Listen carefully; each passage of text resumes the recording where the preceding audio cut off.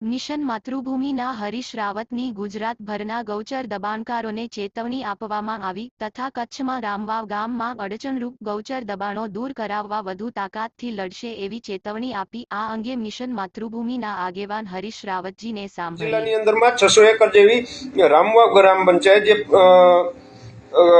કચ્છ જિલ્લામાં અત્યારે કાર્યવાહી ચાલુ છે। કચ્છ જિલ્લાના રામવાવ ગામમાં રાપર તાલુકો બરોબર કે જેમાં એક આપણા મિશન માતૃભૂમિના સક્રિય કાર્યકર્તા જે શિવભા જાડેજા એ અનશન ઉપર બેઠેલા હતા અને એ બાબતની અંદરમાં ચોખવટે તંત્રએ એવી પાડી હતી કે અમે સચોટ કાર્યવાહી કરીને આગળ વધશું। પરંતુ અત્યારે ડીઆરએલ આજની તારીખની વાત કરીએ તો એક જે મિશન માતૃભૂમિની ટીમ છે એ અત્યારે ત્યાં સ્થાનિક લેવલની અંદરમાં ત્યાં અત્યારે હાજર છે અને જે કાર્યવાહી છે એની સીધી દેખરેખ રાખી રહી છે અને જે ડીઆરએલના કાર્યવાહી કરવાની હોય છે એ માત્ર ઠાગાઠૈયા કરે છે બરોબર।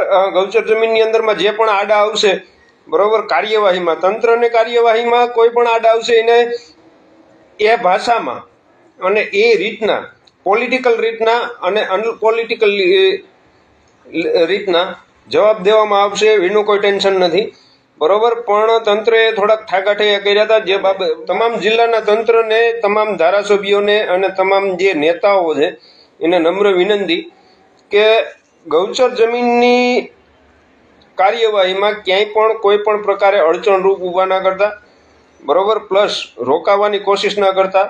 ગૌચર જમીન બાબતની અંદરમાં કોઈ પણ કાર્યવાહી રોકાશે તો મજા નહીં આવે।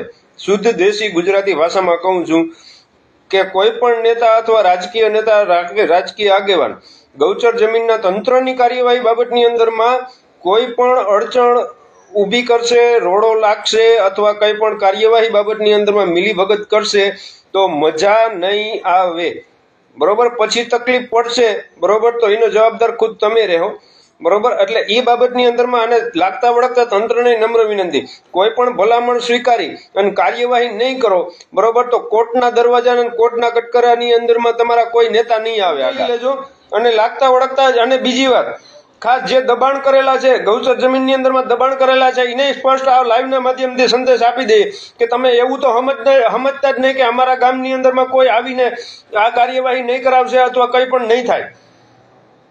હજી હમણાં એ કચ્છ જિલ્લાનો જ મુદ્દો જે હમણાં કર્યો છે ને એમાં જ તમને ચોખવટ પાડી દઉં કે ત્યાંના એક નેતાએ એવો અમને ચેલેન્જ આપી હતી કે તમારામાં તાકાત હોય તો કચ્છમાં આવી એની એલાન કર્યું। પશુધન જો રોડે રખડતું હોય રખડવા માંડો ને